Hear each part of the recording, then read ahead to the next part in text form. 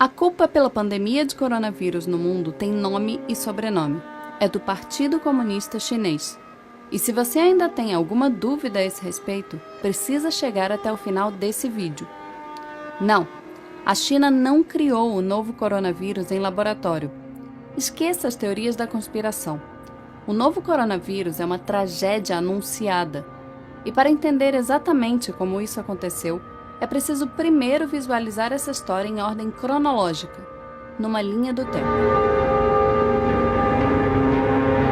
De acordo com oficiais chineses, o primeiro caso de Covid-19, o nome científico da doença respiratória aguda causada pelo coronavírus da Síndrome Respiratória Aguda Grave 2, aconteceu no dia 17 de novembro de 2019.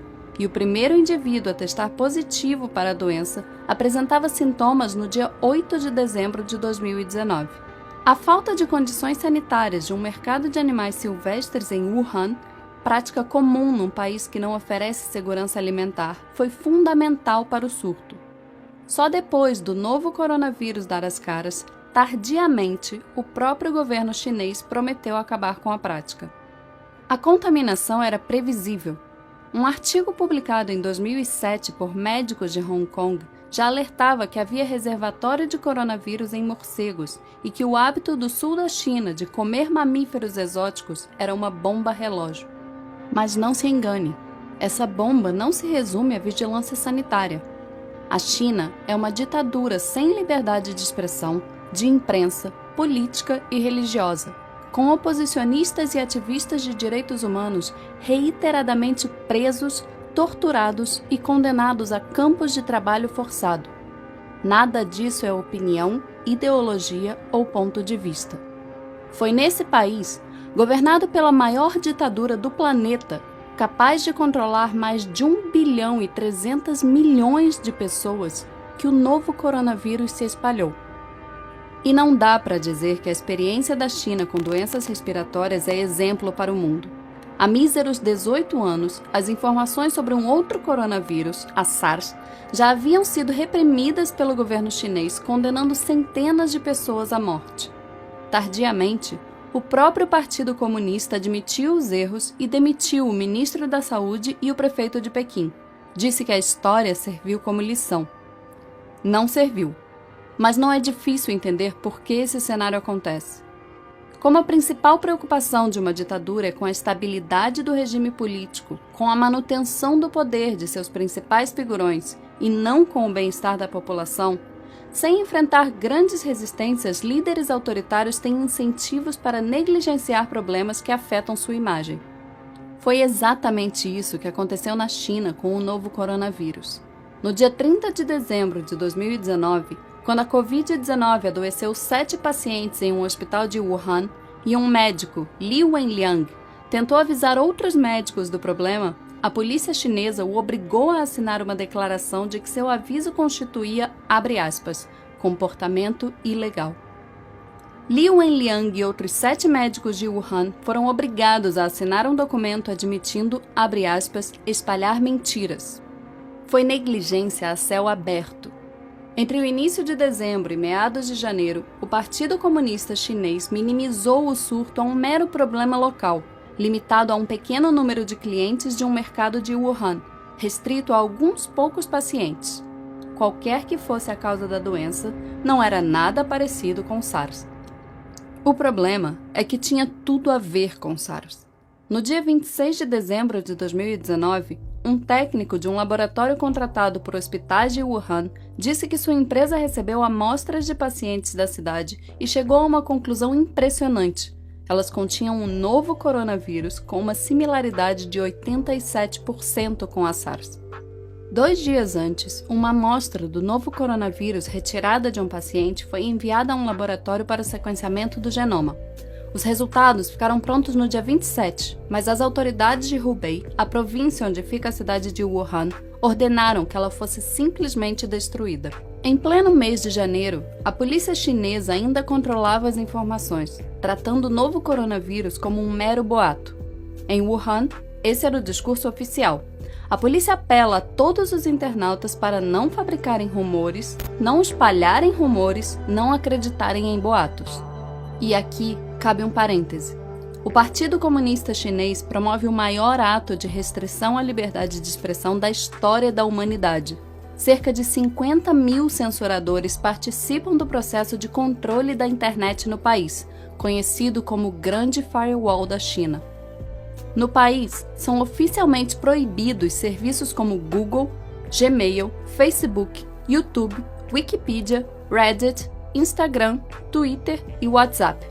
Como o governo monitora os aplicativos permitidos, acaba controlando todo o conteúdo online e o tráfego de informações. E a vigilância não permanece restrita à internet.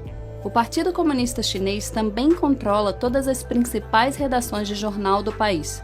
Segundo a Reporters Without Borders, em 180 países listados, a China é o 177º em liberdade de imprensa.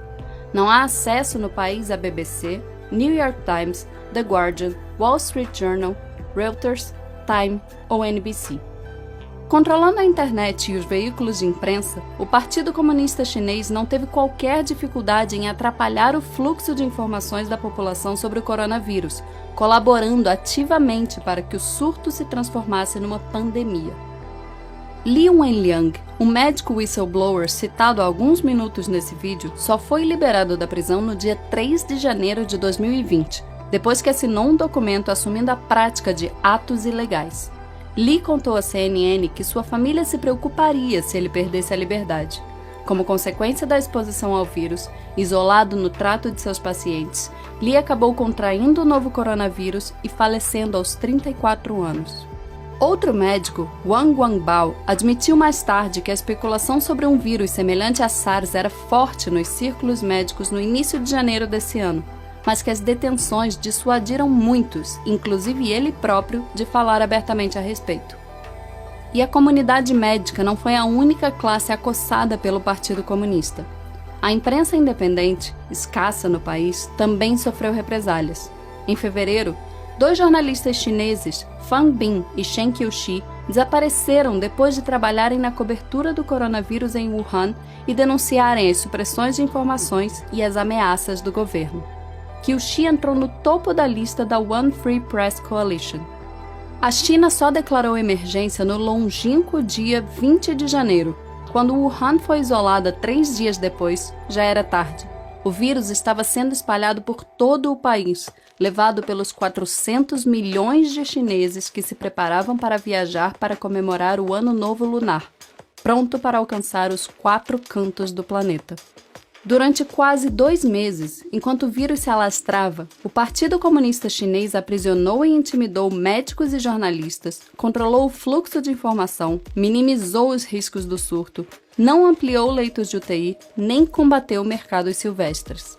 Xi Jinping, o presidente da China, secretário-geral do Partido Comunista Chinês, comentou publicamente pela primeira vez sobre o novo coronavírus apenas no dia 20 de janeiro, mas já no dia 7, quase 2 semanas antes, durante uma reunião do partido, ele admitiu num discurso interno conhecimento do, abre aspas, novo coronavírus.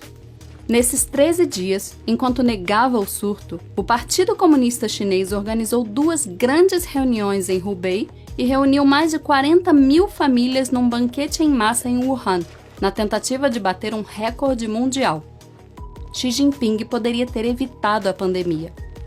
Apenas no dia 4 de fevereiro, assim como no episódio com a SARS em 2002, o Partido Comunista admitiu suas falhas, deficiências e dificuldades na resposta à epidemia e prometeu, abre aspas, melhorar nossas habilidades em lidar com tarefas urgentes e perigosas.